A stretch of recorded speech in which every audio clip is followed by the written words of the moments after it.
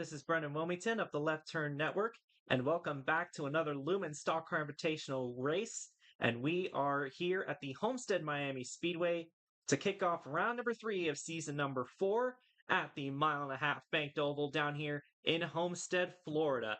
This track has served host to many late season races in LSCI's history. Season 1 and Season 2, it was the season finale, and in Season 3, it was the penultimate race of the season, and it ended up deciding the championship anyway after Tim Berry got involved in an accident. Kevin DuPont took advantage and won the championship a race early. Many championships decided here in the past, but not this season, as it's been moved considerably up the schedule.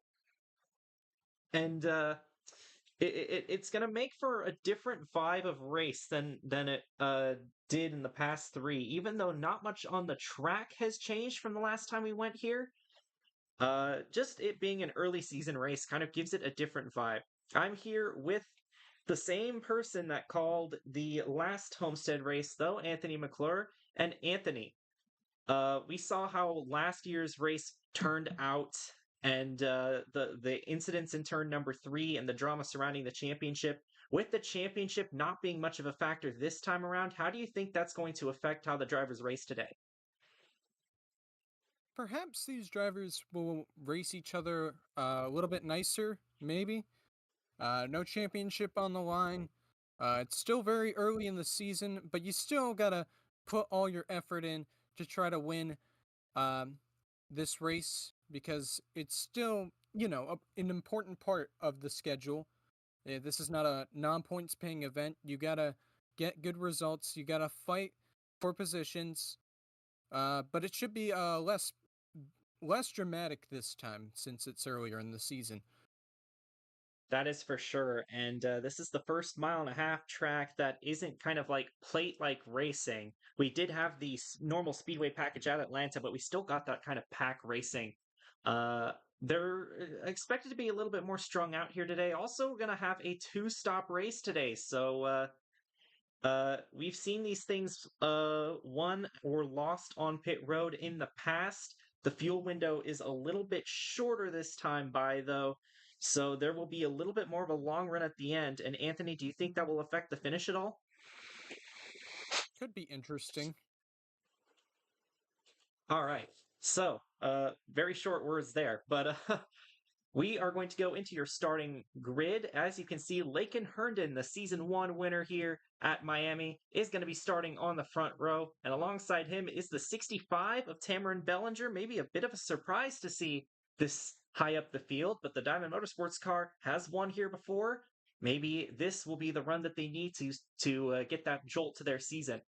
Row number 2, we have the 19 of Jake Sidney. With new sponsorship from Buffalo Wild Wings, he was not in the race last week because he DNQ'd, but good qualifying run this time, trying to redeem himself for that.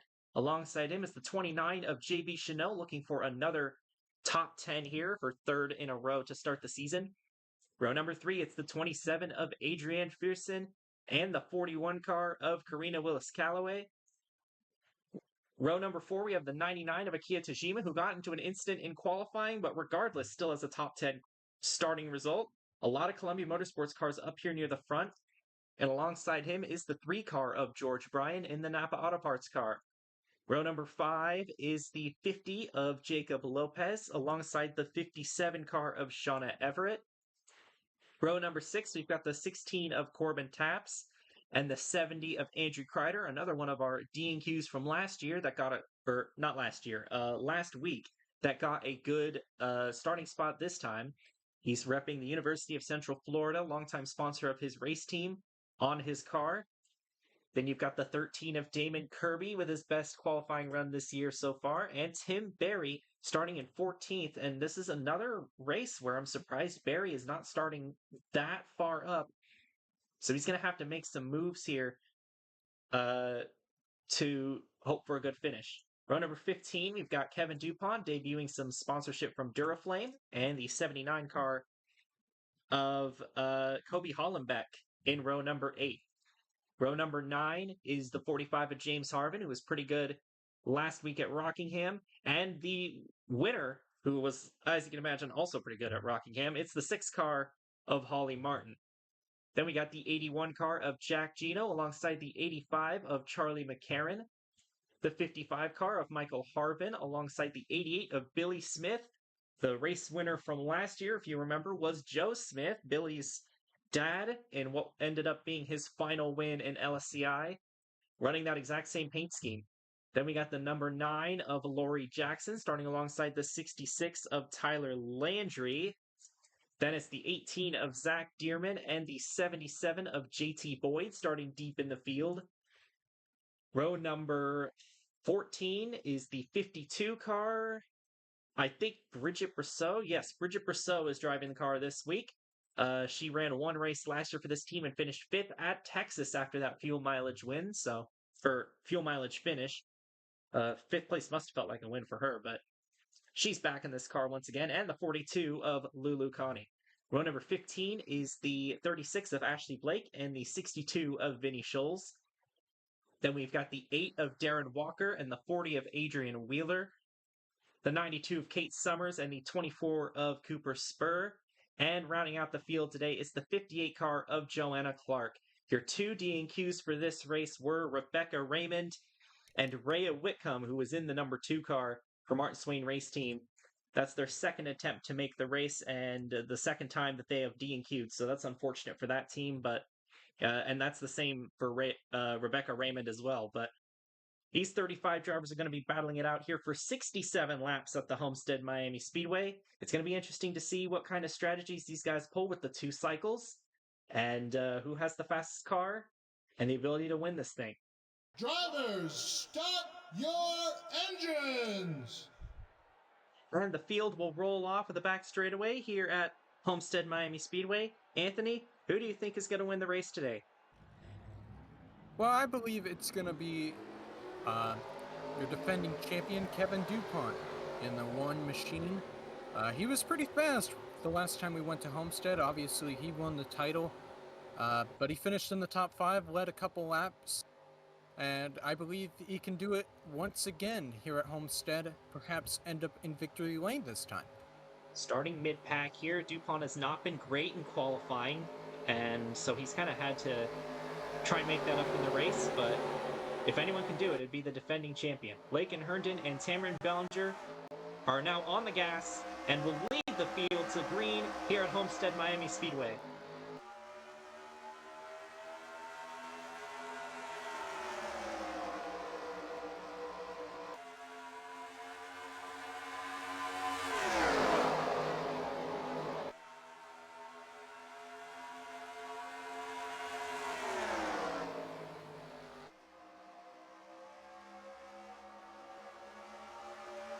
Ooh, look at Jake Sidney go for the lead.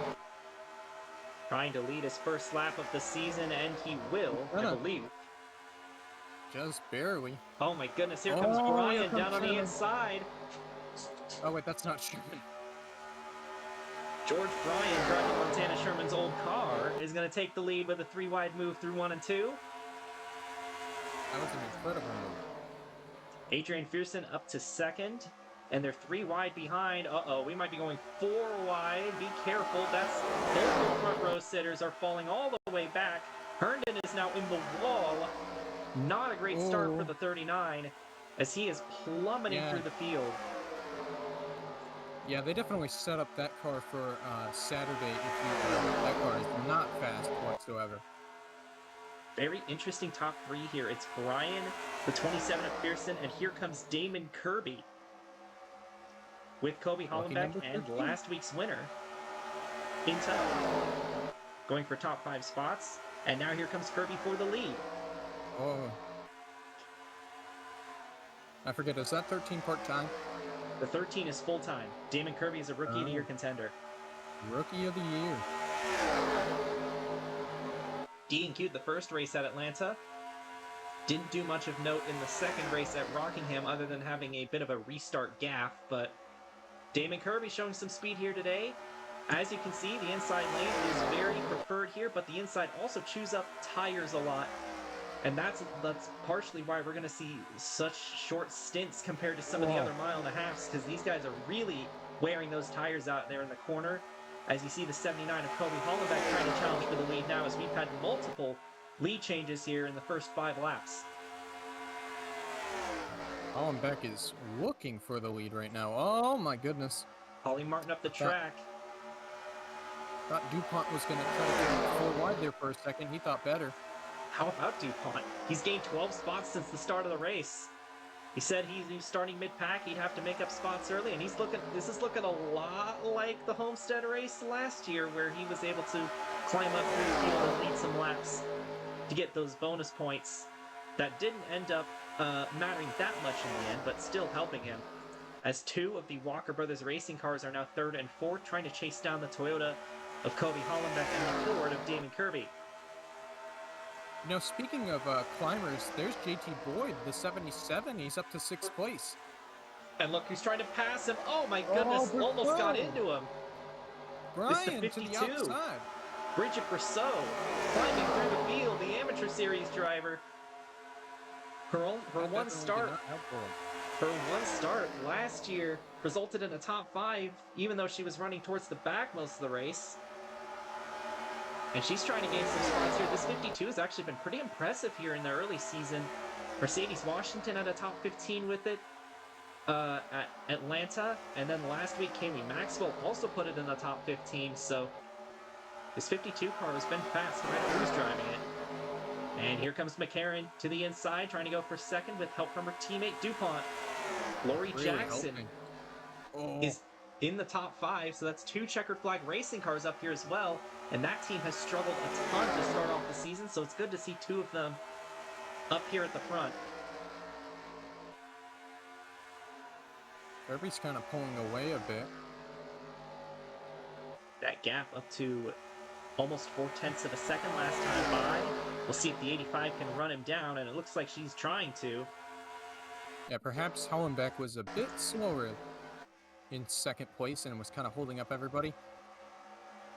He slipped back to 4th now. The top 5 all trying to break away here. Adrian Wheeler, who started in 31st, is now challenging Adrian Pearson for the 6th position. So just a lot of drivers that have been able to swiftly move their way through the field. And that's very fun to see these guys able to do that. Jake Sidney, who slipped back on the initial start after leading the first lap, he's back up into the top 10. Karina Willis-Callaway is up here as well. JT Boyd, after getting shuffled out of the line, is also hanging right around the end of the top 10. And Charlie McCarran is closing in on Damon Kirby for the lead, so we might see another lead change here soon. But as the run gets on, it gets harder and harder to pass here at Homestead. This version of Homestead races very differently than Homestead currently races in real life, because the real life Homestead, you kind of try to ride around the outside lane, but this version is a bit older.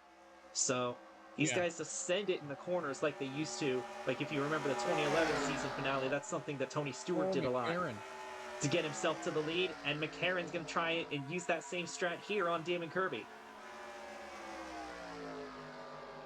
Kirby barely cleared. Battle for 3rd. Hollenbeck trying to get back past DuPont, and he will. For the moment, this might open the door for Lori Jackson to also pass the 1 car. And it looks like she will as well. I don't think this battle is over with yet. The 85 is sticking with the 13, but how about Damon Kirby? Won a race last year as a part-time driver at the Denver Motorsports Park. Trying to get his 2nd career win here, this time as a full-time competitor. This could be a big boost for him to try and turn around what has been a very poor start to the season for this 13 team and the entire checkered flag racing team. But here comes the 85. Very impressive. Never mind. To the inside. Gonna have the advantage. Not quite clear yet. Kirby's trying to get something going on the outside. But it looks like she's got it down the backstretch. Yeah, she's got it. And for the 3rd race in a row, Charlie McCarran is running up front. But can this be the time that she seals the deal? It's still very early. But this 85 is looking very fast at the start of the race, as she's already gapped Damon Kirby by 0.4. And I wonder if Damon Kirby maybe used up his tires a little bit getting out to the front. And now that he's been passed, we might see some other cars try and get past him.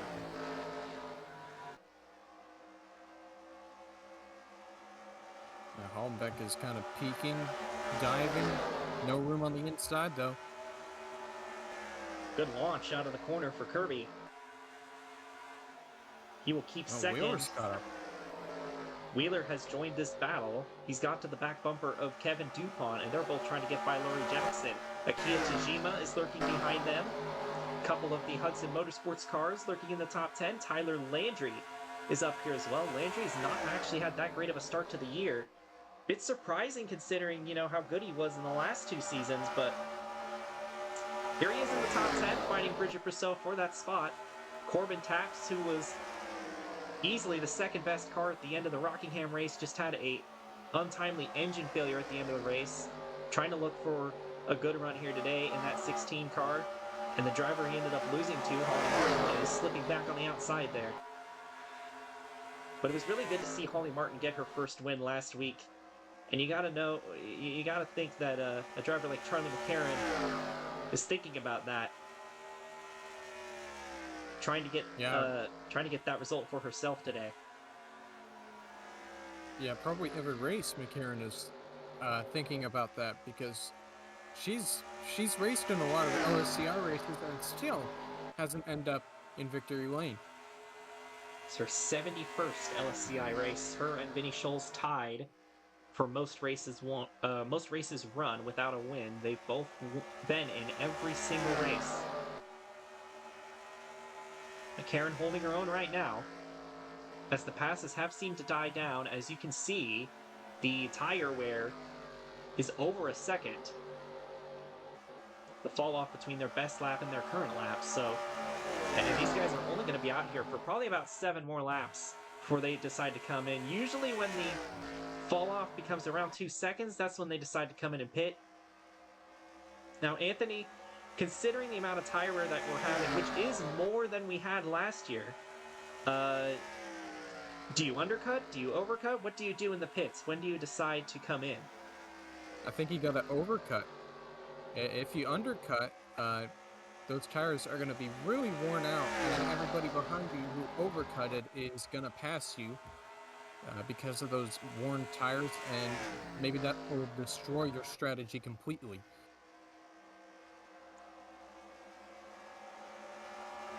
Pretty single file strung out here at the start. Definitely very different from the last 1.5 miles we went to, but still entertaining nonetheless.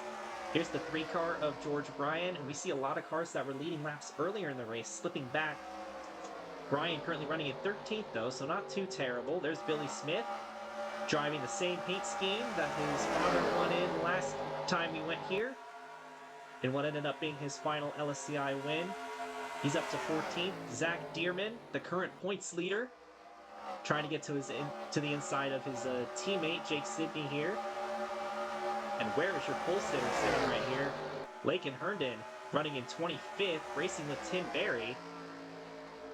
And not a good run for either of these 2 drivers. 2 of the drivers that were expected to compete for the championship, not off to a good start in this race. JB Chanot, second in points, is also back here. The Columbia Motorsports cars seem to have pretty good qualifying pace, but their race pace... Shauna Everett has had a problem. And the 40's just blown up. Oh, there's Wheeler trying to catch up road. to him. Yeah, he's in the pits now. That's going to be day done for him. That's unfortunate. He was in the top 10. They're going to try and fix it, though. That is some bad luck for Adrian Wheeler. They're putting tires on it, so they're going to try and fix the issue and send him back out there. And the 57 has had a tire failure, so she is in the pits as well. So that's bad luck for both of them. They weren't off to the greatest starts this season anyway, and it's just getting worse for them. So not what you want to see for those race teams. And we saw Wheeler running in the top 10, so that's a tough break for him. think Kirby is closing up a bit. That was a great 3 and 4 by Kirby. He's Oh, keeping yeah. level with Charlie McCarron here. Gained a ton that last lap. I wouldn't be too concerned about trying to pass her now, though. Unless he can easily do it. Because Yeah, I think coming it up would on be just as valuable to just execute better in the pit lane. But also, you got to think maybe he just wants to put this into his own hands and not have to rely on his pit crew to try and get him ahead of the 85. But I guess it just depends on whether he thinks his pit crew is good or not. And he is to the back bumper of the 85 now. He might try to make a pass before this cycle starts. He is looking for a way to get by, trying to... It looks like he's trying to use the high side, but it's not really working. There is a little bit more grip up there, as you can see on the racetrack, but that's also just the longer way around. So oftentimes you'll see drivers slide down to the bottom and cut up into the path of the drivers in the middle. Oh, is there goes McCarron McCarron. hitting? Yep. Pit road. McCarron is going to undercut. Bridget Brousseau is going to follow her. Oh, Brousseau, that's not my fault. But most of the field is still out there. So it'll be interesting to see how this affects them. They're going to get out of the pit lane faster, but they're going to have the older tires for longer compared to these guys when we get up to the second cycle. Yeah, like I said, I'm not a big fan of that strategy. I mean, okay, everybody else is pitting, I guess. Except Lori Except for Jackson. Jackson Well, like as I trying was trying to... Sorry. Jackson trying the overcut here. George Bryan as well. So we do have a couple of variant taps as well. So we have quite a few drivers also trying an overcut. Okay, back to the pit road topic I was talking about. I think the only strategy where you can undercut is like if it's late in the race and everybody has to pit, like a fuel mileage finish, I would say. Maybe tires, something like that. It could work out. It depends, really. So if we want to do the math here, lap number 28 right now, they're going to have to come in somewhere around lap 55 again, so the last run of the race will be a shorter run. So it could be beneficial to potentially overcut this first run and then undercut the second one. Perhaps. 3 wide on the access road, that's dangerous. You don't want to be doing that. And the 65 backed off to avoid an accident. I believe McCarron will cycle out as the leader. We've still got a few cars coming out of the pits, including the 9 of Lori Jackson, who was in 5th, but she is well behind the 85. And it looks like Brousseau is going to cycle out to 2nd. I would like to mention that DuPont managed to get out front of Kirby under pit stop. Yes, he did. He's going to move up to 4th, or 3rd rather, in the running order. This 57 is not on the lead lap. She is 4 laps down. The 40 is out of the race due to a camshaft issue, so they tried to get him back out onto the pits. But evidently the issue was terminal, so tough break for Adrian Wheeler. He's going to be finishing last here today. Now here's an interesting scenario here. The 57 and 52 are teammates, so I'm wondering if they're going to race each other nicely. I was wondering if they're going to try and team up. I don't think the 57's tires are as good as the rest of these guys, though, so she's probably going to fall back, but if I were Everett, I'd just make sure that I'm not in the way of my teammate, Bridget Brousseau here. Yeah, I gotta let her go. Yeah, it looks like that's what she's going to do here. Smart move. Michael Harbin, who we haven't mentioned all day, is now running up into the top 10, right behind the checkered flag racing cars, who have lost quite a bit of time to Kevin DuPont. And DuPont is gaining on the leader as well, so he's going to be one to watch here. He did pit 1 lap later than both the 85 and the 52. Definitely catching up. Those tires will be better on that car. Ooh, rough day for Columbia Motorsports. 39 and 29 not having a very good day today. But it looks like the 79 is in the top 10, and so is the 99, so only half of them are having a bad run today. DuPont just gained 3/10 that last lap. If he keeps on that track, he's going to be to the back bumper the 85 in no time. But first, he's got to get past the 57 and the 52 before he even has time to worry about Charlie McCarran. Yeah, that could perhaps slow up DuPont a bit, but he's closing on the 57 behind. 1.4 seconds last time by. Tajima is making a pass on Harvin here. That's going to move him up into the top 5. Kirby also lost a couple of positions. And gained one back. Regardless, good to see Checker Flag racing up here after their struggle of a start to the season.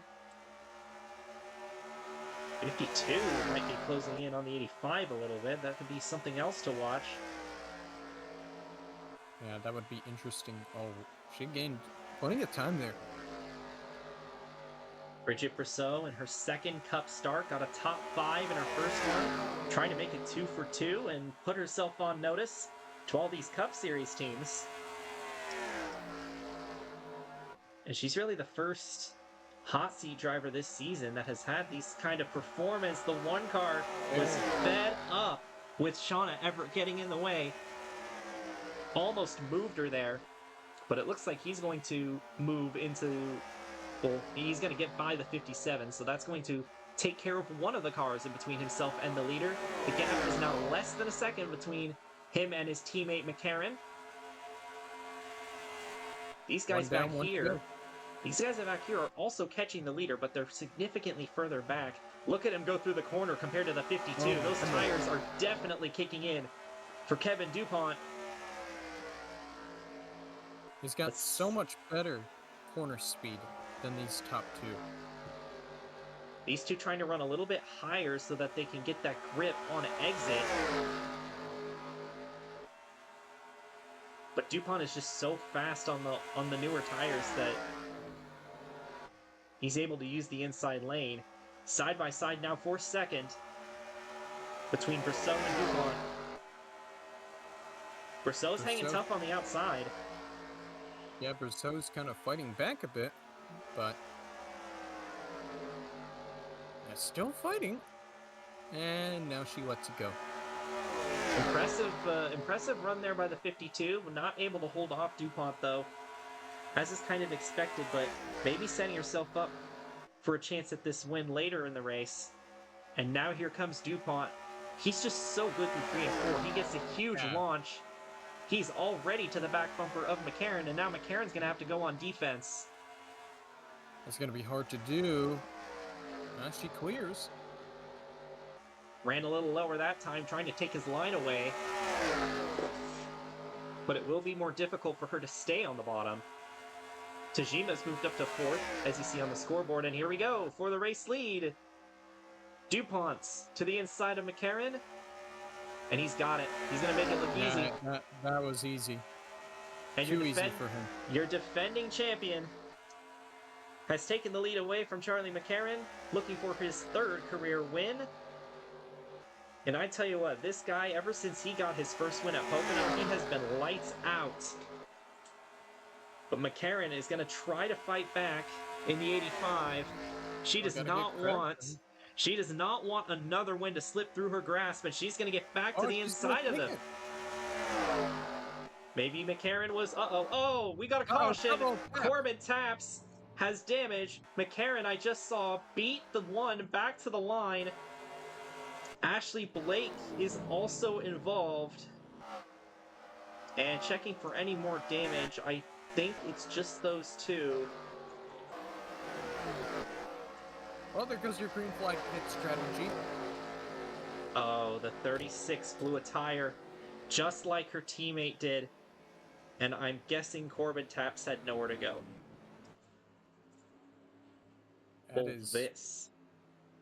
This makes things very interesting, because look what lap it is. Look how many laps we have left to go.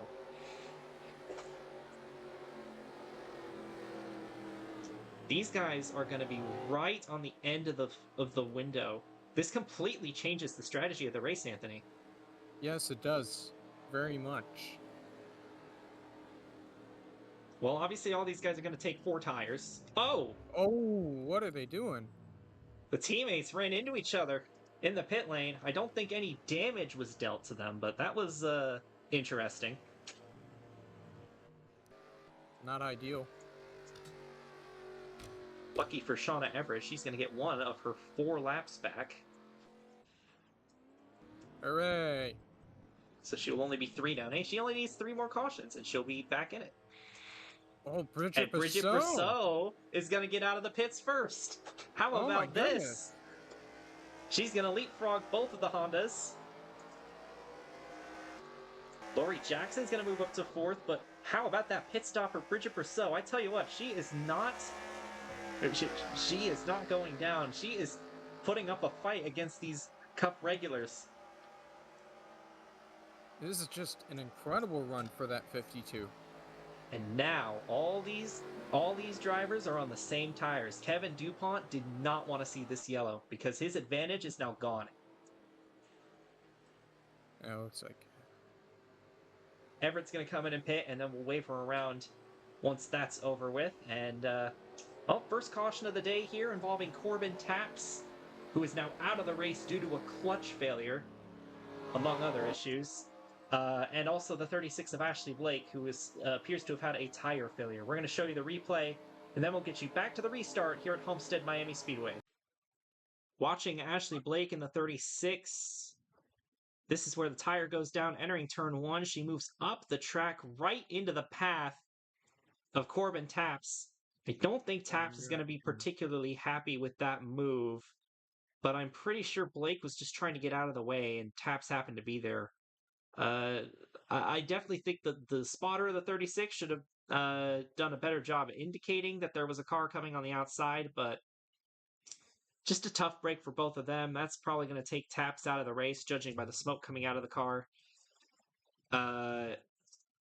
Yeah, that's some heavy smoke coming from Corbin Taps' car. His day is probably done. Ashley Blake, if not done herself, probably off the pace from all that rear end damage. And of course, she's going to have to come in and pit to replace the tire anyway. But not a good race for the full-time Blake Everett cars. Both of them had tire failures in this race, but their third car, the part-time car, is currently leading right now on this restart after that incredible pit stop, and we'll see what Brousseau can do on that restart. But a tough break for Blake and Taps here in this one. so. Here comes Blake into turn 1, and there goes the tire, and I'm not sure what she was thinking there. Maybe the tire blew, maybe a right front, and she couldn't control it.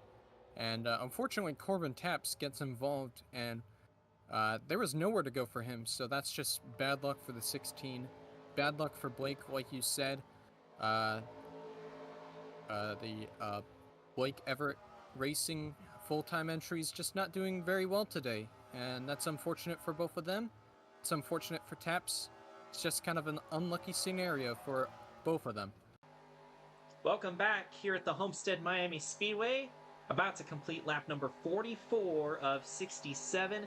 Bridget Brousseau, an amateur series driver, is currently leading. We have 2 cars out of the race, Corbin Taps and Adrian Wheeler. One of them was because of the accident. You see Ashley Blake down there on the inside. The other car involved will be lining up on the inside here on the restart.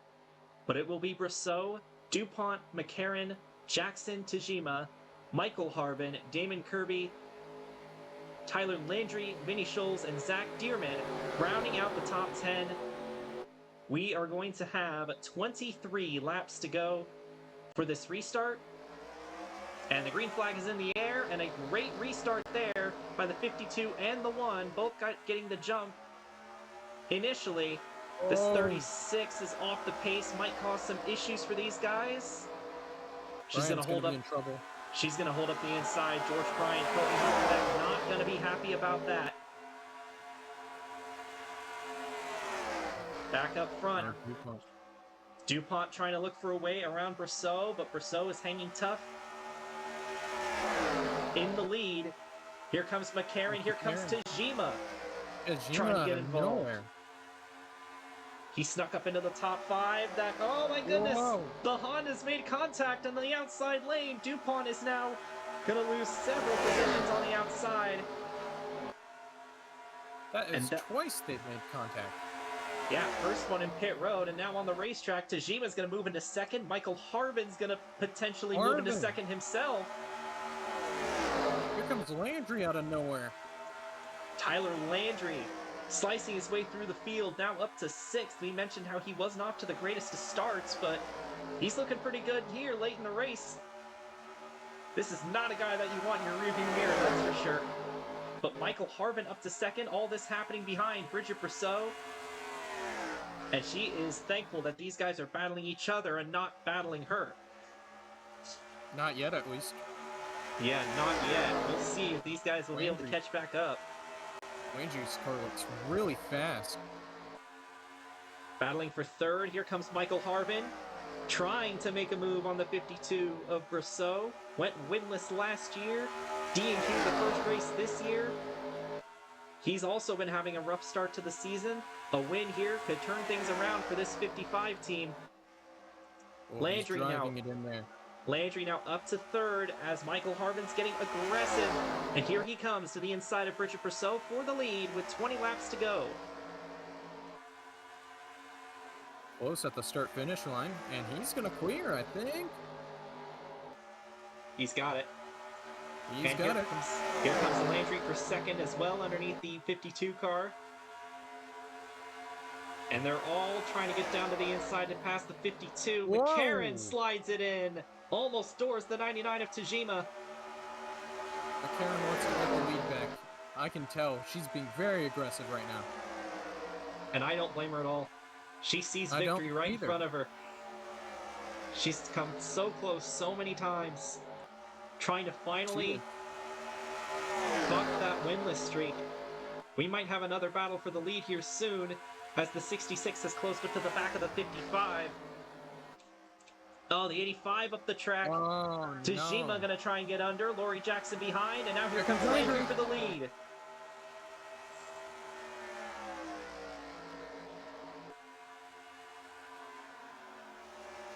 Whoa, sliding a bit. These guys sure aren't racing like they have to save fuel. I know it is still technically within their window, but you never know sometimes. Sometimes they just try to shortcut and not put enough fuel into the car, and they end up having to pit at the end anyway. The run, they're gonna have to run about 25 laps, so that's a full window here. These guys are racing aggressive though, and I think that's because they know that it's gonna get harder to pass as they get along in the run. So making your passes right now will give you the track position for the later part of the stint. Yeah, you got to get your positions before it's too late. You saw how strung out it got at the start of the first run, and you're starting to see that happen here now, although we haven't quite had that tire fall off kick in just yet. Vinny Scholl's up into the top 10 after starting 30th, so that's another driver that's starting at the back. Brousseau herself started back in 27th, so quite a few drivers that started in the back have managed to make their way up here. But it's still the 66th Tyler Landry up in front right now. Harbin in second, Tajima in third. Here comes George Bryan going for a top 5 spot here. He finished second last week, trying to get a second straight top 5 in that 3 car. Now trying to look to the inside of Laurie Jackson for 4th, but Jackson's going to shut the door on him.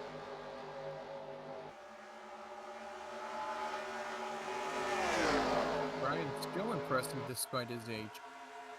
46 years old. He's the oldest full-time driver in the field. But he got that 2-year contract offer from Patriot Racing because of his impressive season last year.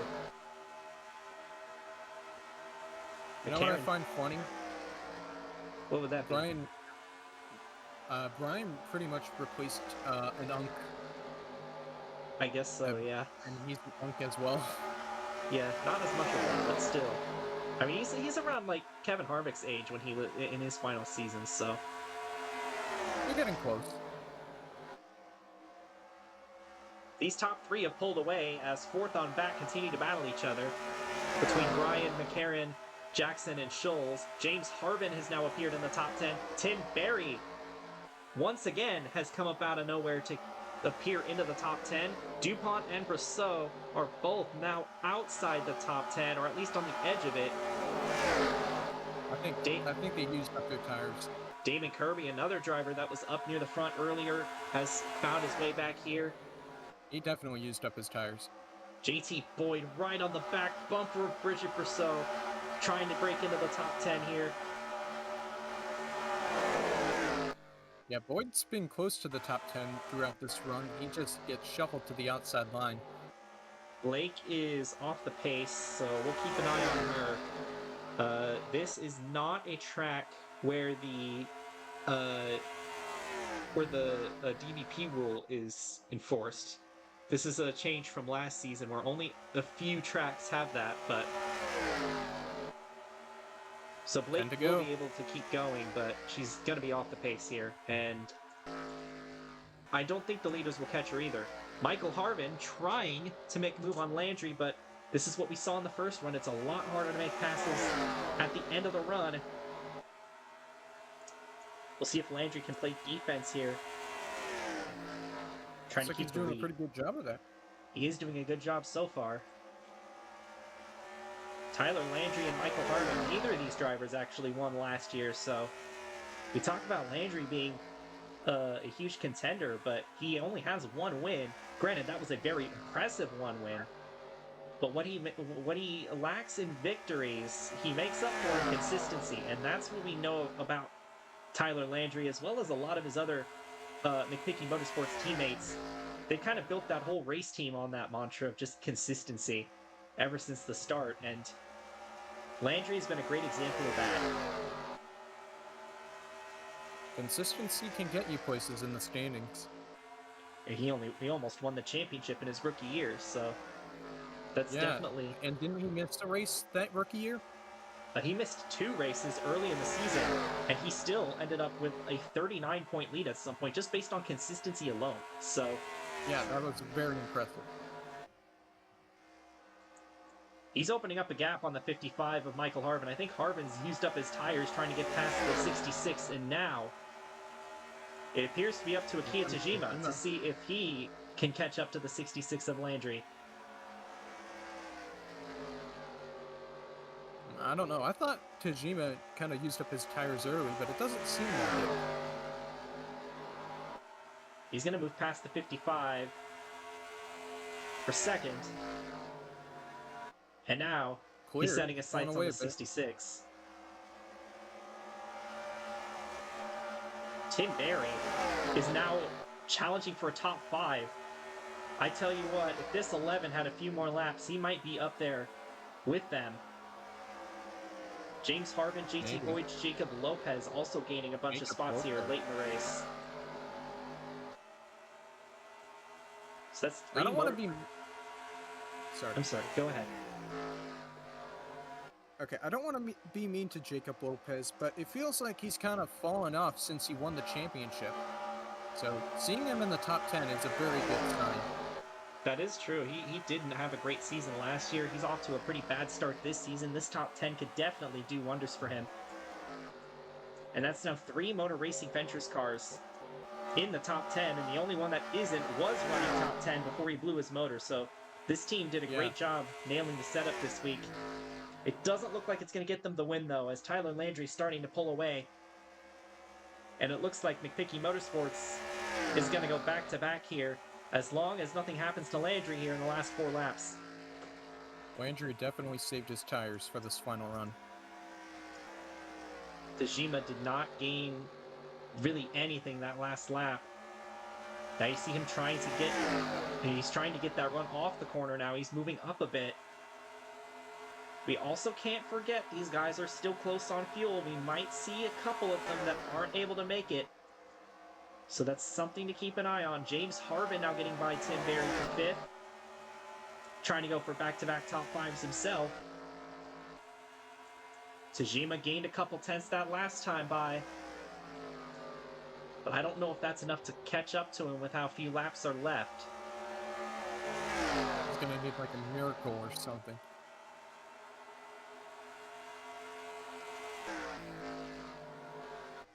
Here we go. Coming to 2 laps to go. We'll see if anybody ends up pitting here. If they run out of gas. But it looks like everybody should be good, at least for the moment. Man, Boy, look at Dupont how is far falling back. way back. Yeah, he definitely did not want to see that caution because that took away his advantage. And now he's all the way back in 25th. That's just unfortunate. Tajima is starting to close in on the 66 a little bit as we're going to come to the white flag next time by. Tyler Landry looking for his second career win and his first one since Season 2 Watkins Glen. White flag in the air, 1 lap to go here at Homestead. That was definitely a good 3 and 4 for Landry. He pulled away a bit. Tyler Landry wasn't up front towards the beginning of the race, but he showed up when it mattered, took advantage of that restart, got himself the track position he needed, and now coming through turns 3 and 4. Tyler Landry in the 66, gonna make it 2 in a row for McPicky Motorsports. And Tyler Landry is going to victory lane here at Homestead Miami Speedway. Everybody made it, I believe. I believe you might be right.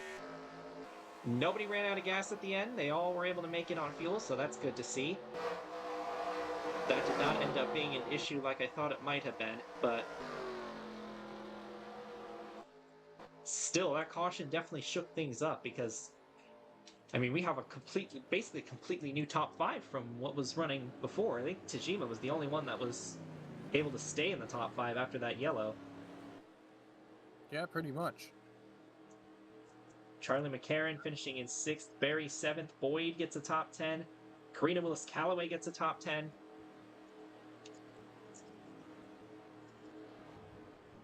Well, that was a good race here at Homestead Miami Speedway. Classic 1.5 mile race for sure. Only 1 caution in this race.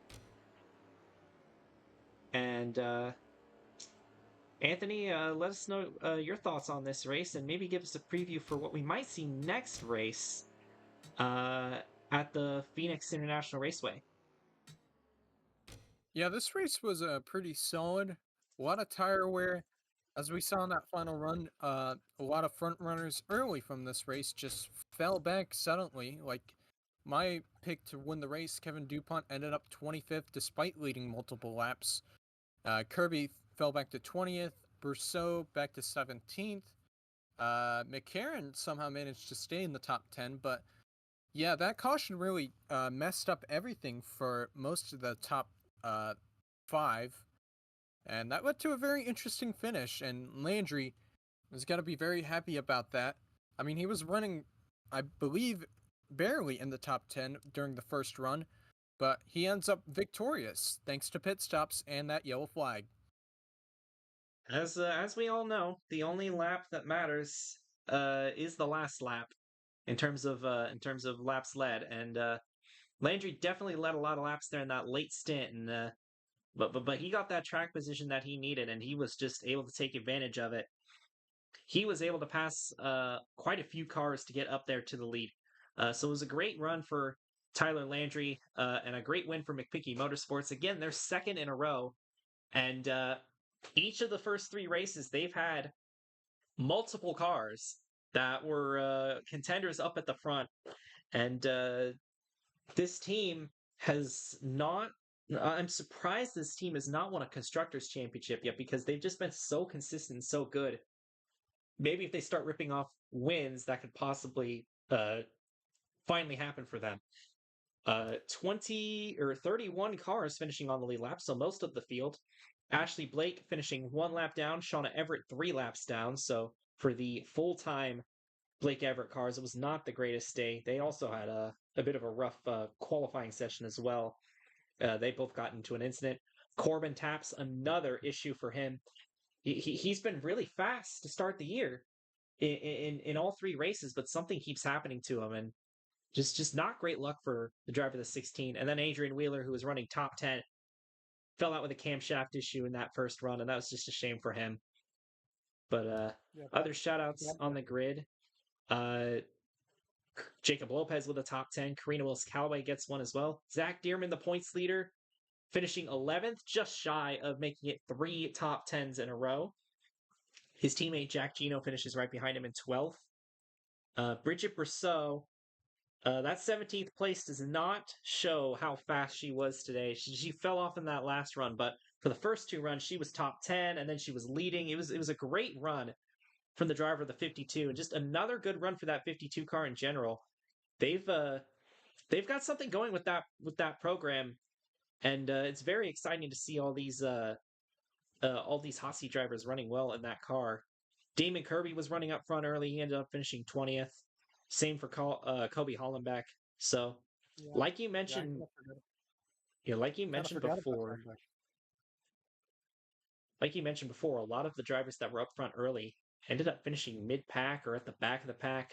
Like DuPont, Jake Sidney back here as well. So, definitely a lot of comers and goers in this race as the track changed and as the strategy changed, because that caution really did flip everything on its head.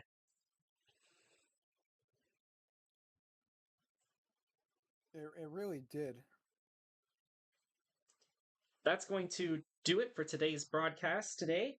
One more congratulations to Tyler Landry and McPicky Motorsports on the win. Next week, we're going to be at the Phoenix Raceway, which might sound like a not very interesting race, but trust me, if you saw last season's race at it, I am expecting nothing less than an instant classic there, and I'm really excited for that race.